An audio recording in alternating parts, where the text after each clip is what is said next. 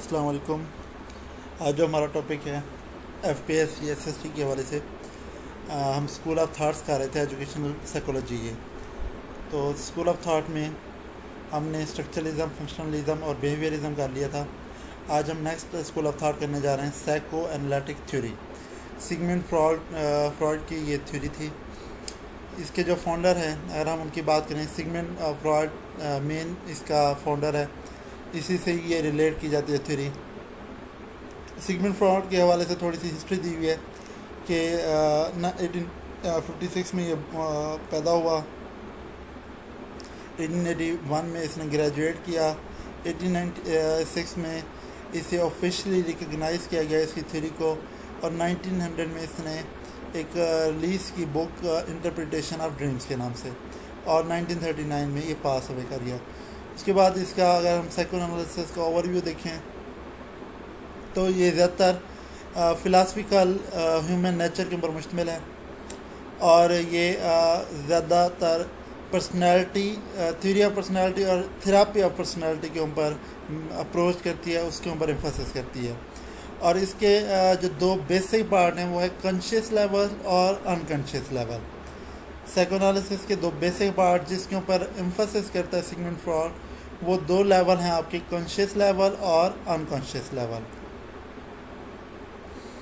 अब human nature के हवाले से जो ये बताती है साइकोएनालिसिस, अगर हम उसको देखें तो सिगमंड फ्रॉइड के मुताबिक ह्यूमन नेचर का जो व्यू है वो कुछ इस तरह से है।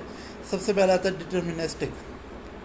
अब इसमें आके आप हर वो खुशी, हर वो आप आसाइश हासिल करने की कोशिश करते हैं ज़िंदगी में, और कोशिश करते हैं कि पेन से, हार्ड वर्क से बचा जा सके। ये आपका जो लेवल कहलाता है, ये जो आपका व्यू कहलाता है, इसे हम डिटर्मिनिस्टिक व्यू कहते हैं। उसके बाद दूसरा जो है इसका वो है ह्यूमन हैज़ एनर्जी सिस्टम।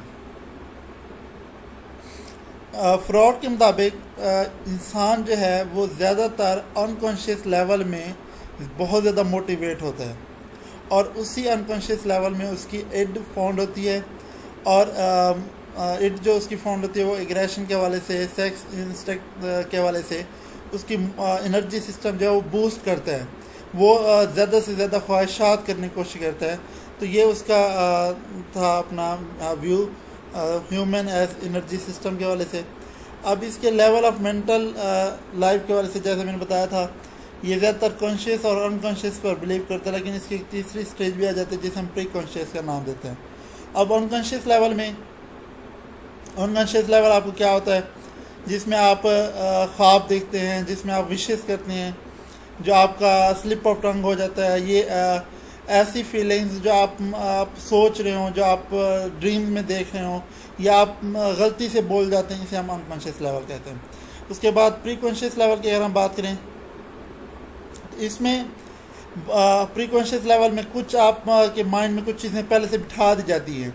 जैसे हम जब पढ़ रहे होते हैं तो हमें बता दिया जाता है कि आपने आगे जाके डॉक्टर बनना है, आगे जाके आपने इंजीनियर बनना है, आपने आगे जाके कंप्यूटर का कोर्स करना है। मुख्तलिफ चीज़ें हमारे दिमाग में बिठा दी जाती हैं। तो जो फैक्ट्स आपके माइंड में बिठा दिए जाए और वो फ्यूचर यूज़ के लिए, उसे हम नाम देते हैं प्री कॉन्शियस लेवल। और कॉन्शियस लेवल की बात करें तो कॉन्शियस लेवल जो है ये वो लेवल होगा जो डायरेक्टली हमें अवेलेबल है, जिसमें हमारी थाट्स होंगे, हमारी फीलिंग्स होंगी, मतलब आपका टोटल मेंटल प्रोसेस जो है वो कॉन्शियस लेवल के अंदर आ जाता है। अब पर्सनैलिटी के स्ट्रक्चर को अगर बात करें तो ये बहुत अहम है। इसके 3 पार्ट हैं, तीनों बहुत ही अहम। अक्सर MCQs में पूछा जाता है कि सिगमंड फ्रॉइड की थ्योरी के मुताबिक वो कौन से 3 पार्ट्स हैं, या इनमें से 2 दिए होते हैं, तीसरा पूछ लेते हैं। तो 3 पार्ट्स हैं, इड, ईगो और सुपर ईगो। अब अगर हम इनकी बात करें, इड क्या है, ईगो क्या है, सुपर ईगो क्या है, तो सबसे पहले हम देखते हैं इड।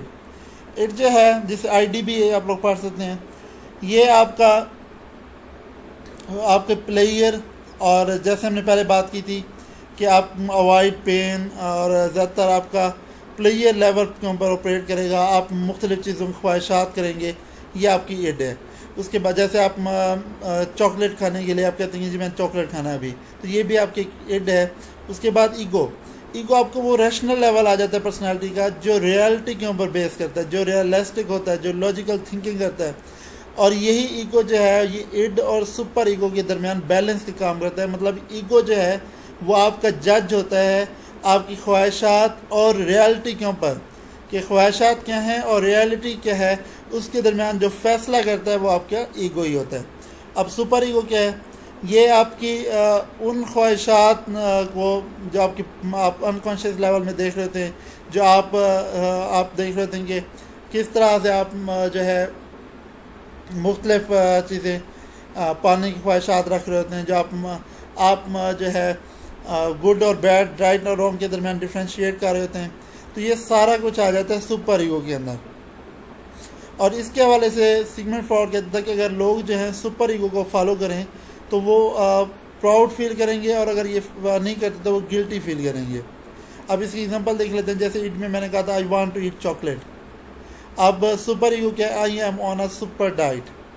अब एक हम कह रहे हैं कि मैं चॉकलेट खाना चाह रहा हूँ, और दूसरी तरफ हम ये कह रहे हैं कि नहीं मैं तो डाइट के ऊपर हूँ। अब ईगो क्या कहता है? दरमियाना रास्ता निकालता है, eat a small bar of chocolate. तो ये आप ये आ जाएगी ईगो, जिसमें मतलब आप डिसाइड करें, जिसमें कोई जज करें कोई चीज़ को, जिसमें आप कोई फाइनल डिसीजन लें, वो आपकी आ जाती है ईगो। अब साइकोसेक्सुअल स्टेजेस, तो सिगमंड फ्रॉइड ने 6 साइकोसेक्सुअल स्टेजेस भी अपनी इस साइकोएनालिसिस थ्योरी के अंदर बताई कि चिल्ड्रन किस तरह से प्रोग्रेस करता है, किस तरह से वो इन 6 साइकोसेक्सुअल स्टेजेस से होता हुआ एक साइकोसेक्सुअल डेवलपमेंट की तरफ जाता है। तो उसे उसने 6 स्टेजेस में डिवाइड किया। अब इसमें अगर हम देखें तो इसको 6 स्टेजेस को देख लेते हैं। सबसे पहले आती है ओरल वो हिस्सा होता है जो 18 मंथ तक आपका बेबी जो है, जिसमें उसकी ज़्यादातर जो होता है वो फीड करना, थम्सअप करना, बबलिंग करना, ये उसका ज़्यादा जो है वो काम करता है। इस तरह की वो एक्टिविटीज़ करने की कोशिश करता है। उसके बाद एनल में 2 से 3 साल का आ जाता है। इसमें चाइल्ड जो है अपनी बेसिक नीड्स, जो बेसिक डिमांड होते हैं सोसाइटी की, जैसे बाउल, ब्लैडर कंट्रोल, इसकी तरफ जाता है, ये चीज़ें सीखता है।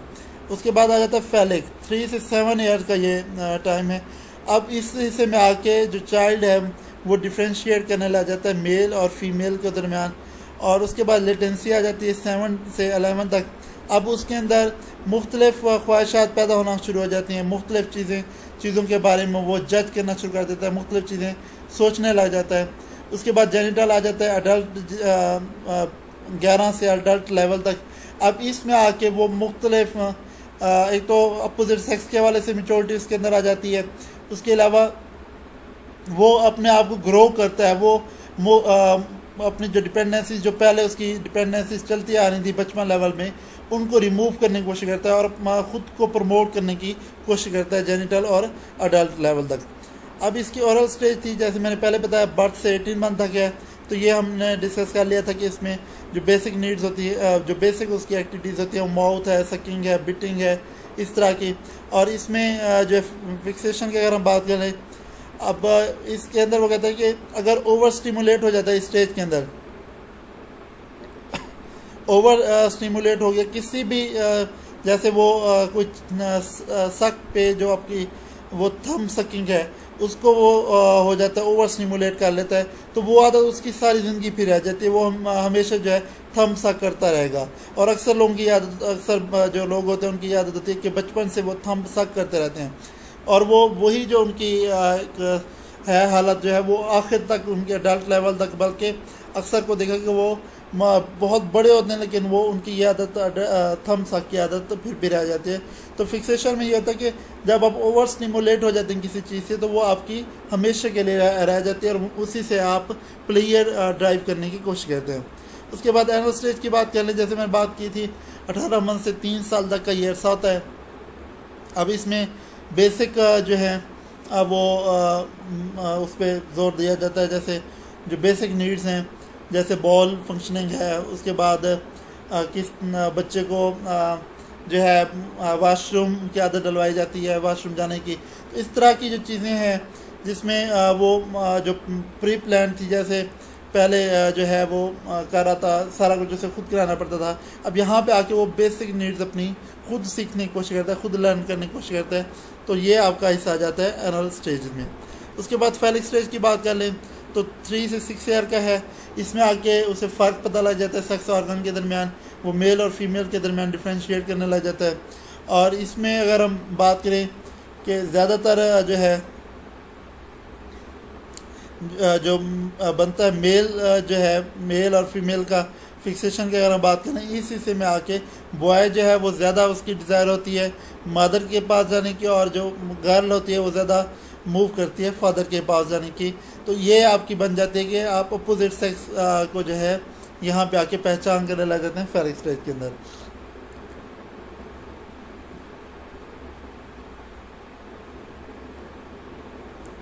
उसके बाद चौथी थी आपकी लेटेंसी स्टेज, जो आपका पीरियड आ जाता है 6 से 11 साल तक। यहाँ पे आके जैसे हमने बात की थी कि पर्सनल जो स्किल्स हैं वो कोशिश हासिल करने की कोशिश करता है, कुछ चीज़ें सीखने की कोशिश करता है, और अपने दोस्तों के साथ जो उनके पेयर बन जाते हैं, जो उसके दोस्त बन जाते हैं, उनसे सीखने की कोशिश करता है। और इस लेवल में जो एनर्जी लेवल होता है चाइल्ड का वो बहुत ज़्यादा होता है लेटेंसी स्टेज में। उसके बाद जेनिटल स्टेज में 12 ईयर से आगे अडल्ट लेवल तक ये चलता है आपका। इसमें अपोजिट जो है सेक्सुअल इंटरेस्ट इंक्रीज़ कर जाता है, चाइल्ड जो है पर्सनल आइडेंटिटीज़ को इंक्रीज़ करने की कोशिश करता है, सेल्फ केयरिंग हो जाता है। उसके बाद लविंग और सेक्सुअल रिलेशनशिप इस्टेब्लिश करने की कोशिश करता है। तो इसी स्टेज पे आके वो उसका एक कैरियर डिसाइड होता है कि वो किस साइड पे जा रहा है, किस तरफ वो प्रोग्रेस कर रहा है। अब आ जाता है डिफेंस मैकेनिज्म, जो इसमें आपका साइको एनालिसिस में एक अहम पार्ट है।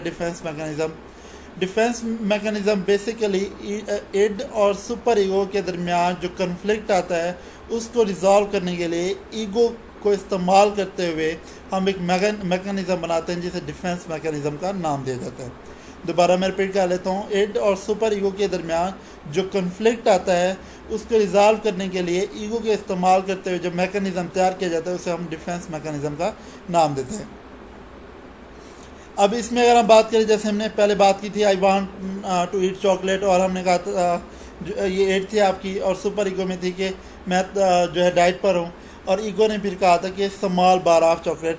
तो इस लेवल पे आके आप जो है अनकॉन्शियस लेवल को डिनाई या डिस्टॉर्ट करते हैं, और उसके अलावा आप कोशिश करते हैं कि जो स्ट्रेस है उसको रिड्यूस किया जा सके, और ट्राई की जा सके कि रियलिटी को फील किया जाए ज़्यादा, जो और बहुत ज़्यादा रियलिटी की तरफ भी ना जाया जाए, मतलब रियलिटी को एक हद तक फील किया जाए और उससे ज़्यादा जो है आगे की तरफ मूव ना किया जाए।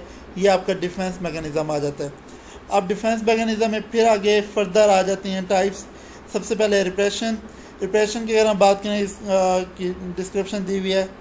इसमें आप जो है ना आपके जो सबकॉन्शियस माइंड था उसके अंदर अनप्लेजेंट एक्सपीरियंस आ जाते हैं। अनप्लेजेंट से आपके जिसे आप लोग आम ज़बान में कह सकते हैं नाखुशगवार, जैसे किसी का एक्सीडेंट हुआ तो वो एक्सीडेंट का जिस तरह से होता है तो वो सारा उसके माइंड के अंदर बैठ जाता है, यह रिप्रेशन। उसके बाद डिस्प्लेसमेंट। अब इसके अंदर आके अब यहाँ पे जो है डिस्प्रेशन के अंदर